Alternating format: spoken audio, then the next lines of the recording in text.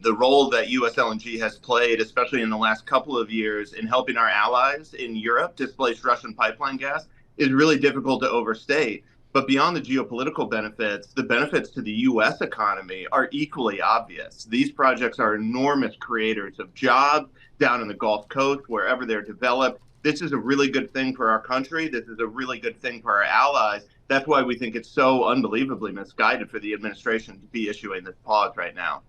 What is the reasoning from the administration for issuing this pause? They would cite a lot of things. I think most people would agree that this is pretty nakedly political in what they are doing, but they would cite concerns over what is the impact on domestic natural gas prices? What is the climate impact? And how does this play with the evolving transition around the energy landscape? We think at this stage, we don't need to do studies on this anymore. We have the proof. We've been exporting for 7 years. We have the evidence that can show the enormous economic benefits, that can show the enormous geopolitical benefits, and that can show the enormous environmental benefits. Everywhere around the world, when gas gets scarce, countries turn back to coal. That's why it's incredibly important for us to maintain that reliable and abundant supply from the United States. And which, Paul, it's also a head scratcher, because if you're worried about methane emissions from natural gas, then limit production. Why export? Export's right. The end game, right? So that just was a little bit of a head scratcher too. Yep. So Dustin, fair enough, it's political. So why do we really care? Come November 6th, isn't this just going to all magically go away? Well, it depends on the, incoming, what the result of the election is. But we think that there's already serious consequences of doing this pause. There's a lot of buyer appetite out there right now for more LNG, right? Buyers from Japan, from Korea, from Europe, from Brazil, from India, from everywhere around the world. They want more gas. They would love to get it from the United States. But this sends a very chilling message to investors and to potential buyers.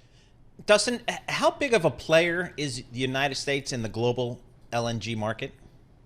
Oh, we're huge. So we are right now the world's largest LNG exporter. As a reminder, it wasn't that long ago when the United States was not just an importer of LNG. We were projected by many to be the world's largest importer of LNG. So that massive transformation has, of course, been good for the United States, but that's brought enormous benefits overseas as well. So as the world's largest LNG exporter, it was us who was able to redirect our flows in 2022 to Europe to make sure that they could displace that Russian pipeline gas that their system had become dependent on.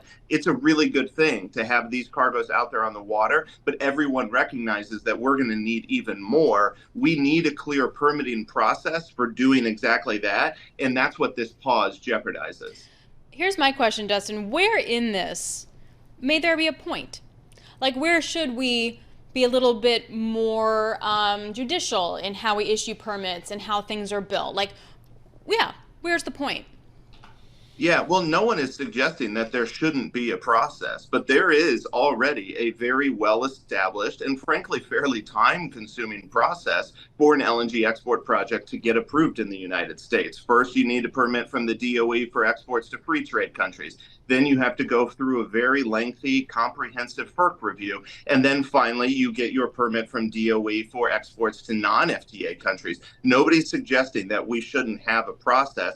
All we're suggesting is that process should be clear and transparent and should use, by and large, the process that not just the previous administration, but the Obama administration before it used. Remember, most of the projects that are exporting today are a result of approvals from the Obama administration, because the Obama administration understood the geopolitical benefits, they understood the environmental benefits, and they understood the local economic benefits here in the United States. That's all we're suggesting, is that we should maintain that review process. What type of response, if any, can the energy industry do to kind of, either reverse this, get around it? Call him.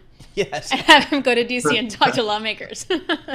Yeah. And look, we have been talking with a lot of folks on the Hill and around the Hill to make sure they understand the ramifications of this. We strongly believe that LNG has a great role to play in reducing emissions around the world and bolstering the energy security of our allies.